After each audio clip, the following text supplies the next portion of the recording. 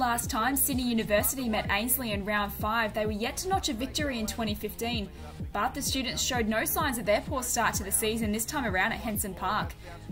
The Tricolours were on the back foot early when the accurate students kicked 6 goals straight to 1-3 in the opening for a 27-point lead at quarter time. It looks okay off the boot here. Surtbers, he's kept an absolute cracker. They picked up where they left off as Damien Bonney crumbed a contest perfectly for his 3rd goal. And Damien Bonney has another goal. Damien Bowles produced his own special play at the other end, but Sydney University extended their lead to 49 points at half-time. On to Young. Young kicks for goal. Wow. That's clean ball use, isn't it? Bowles had his 2nd to start the 3rd, but there was little Aspley could do to stem the flow. The students piled on 4 more goals before debutant Lachlan Harper combined with older brother Jordan for Ainsley's next major. Harper'd love one on debut. Ends up in the hands of Jordan Harper. With a 71-point advantage at the last break, Tim Barrett bagged the first of the last to finish with 5 for the afternoon, and Nick Salter provided one of the highlights of the match. Salter, great tackle, regather the ball. Did he kick a goal? Absolutely amazing, Nick Salter. But it was too little too late as Sydney Uni won by 95 points to bring up the club's 5th win in a row.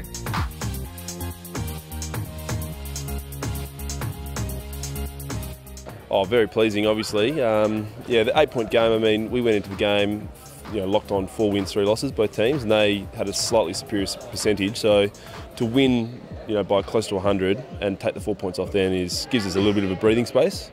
So we're very pleased. But yeah, the guys, they were, prolific pretty much from the first set of bounce right way through the game. So we're very pleased.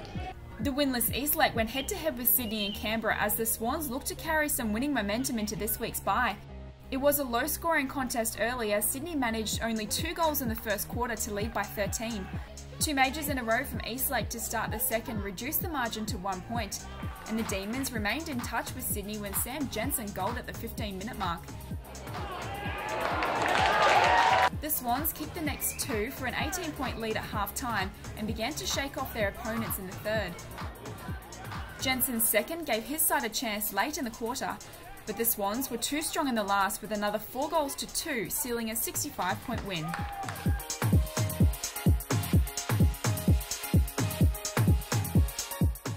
NT Thunder and Aspley provided one of the matches of the season back in round 5, and their next encounter at TIO Stadium on Saturday night was no different.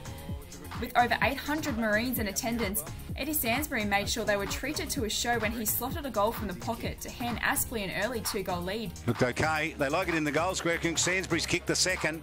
Aspley had the first 3 before Dom Barry got the home side on the board with a goal from outside 50. The Hornets led by 11 points at quarter time as the 2 sides went goal for goal early in the 2nd. The Territory made their move late in the term when Chris Dunn kicked 2 in a row to give Thunder a 2-point lead. Darren Ewing had his 4th early in the 3rd before defender Gavin Gross turned into a crumbing forward moments later. Jonathan Williams' 2nd goal regained the lead for the Hornets to set the match up for a thrilling last quarter.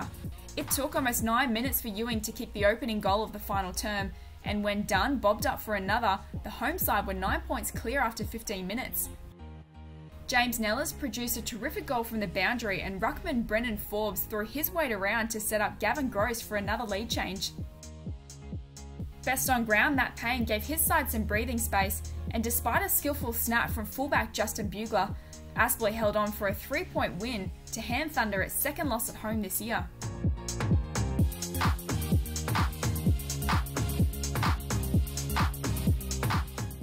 The entertaining contest kept coming on Sunday when competition leaders UWS Giants faced Southport on the Gold Coast.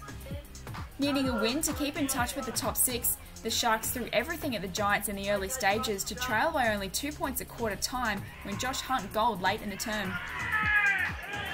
Both sides continued to trade blows after the break, with Hunt finding his 2nd and Ben Hancock putting his side in front. Tom Downey's 1st goal regained the advantage for the Giants heading into half-time, but again the Sharks responded after the break. Jared Brennan put Southport in front at the 15-minute mark after the Giants missed 4 consecutive shots on goal. But their lead was short-lived as UWS kicked the last 3 for a handy 19-point lead at the last change.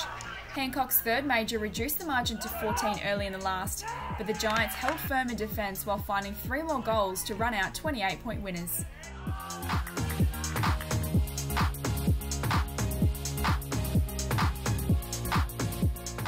Southport's loss opened the door for Redland to move up the ladder when they faced Gold Coast at Tidball Park on Sunday afternoon. The Suns made better use of the rain-soaked oval early, kicking the first 2 goals of the game to put the Bombers on the back foot. Puts Wrigley under pressure.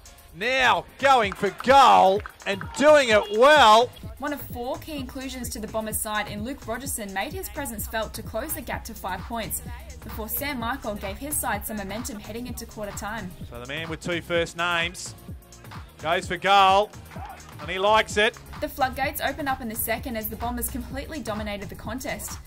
Michael and Rogerson each added another goal, and even the defenders were getting in on the action. Runs into an open goal. The Bombers piled on 6 goals 5 to 3 behinds for a 41-point lead at half-time before the Suns could respond.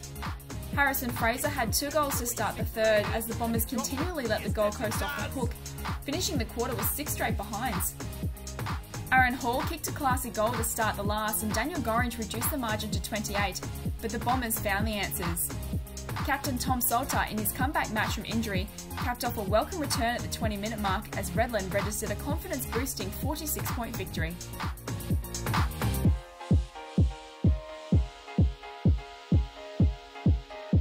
Look, we've probably changed the way we're playing a little bit, and even though the conditions probably didn't suit that today, we just encourage them to keep playing that way, to take the game on and making sure that we're trying to get as much possession of the footy as we can, and I think they did that very well. Yeah, look, this will do the group a world of good having the win under our belt, and obviously Southport are a very good side, and we'll regroup during the week and freshen up, and hopefully we can put in a better performance than we did 5 weeks ago. UWS continue to hold top spot on the ladder by percentage as Sydney's victory opens up a 2-game gap ahead of Sydney University and NT Thunder in equal 4th. Ainslie rounds out the top 6 with Redland moving into 7th on percentage, level with Southport. There are some big matches to look forward to in round 11 with the Tricolours needing to beat UWS to maintain their spot inside the top 6. Eastlake will host Brisbane in a bottom of the table clash in Canberra before Sydney University battles NT Thunder at Henson Park. Southport and Redland finish off the round at Frankhauser Reserve on Saturday afternoon. Keep up to date with all the latest news on neafl.com.au and follow us on Facebook, Twitter and Instagram, and by also downloading our official NEAFl app.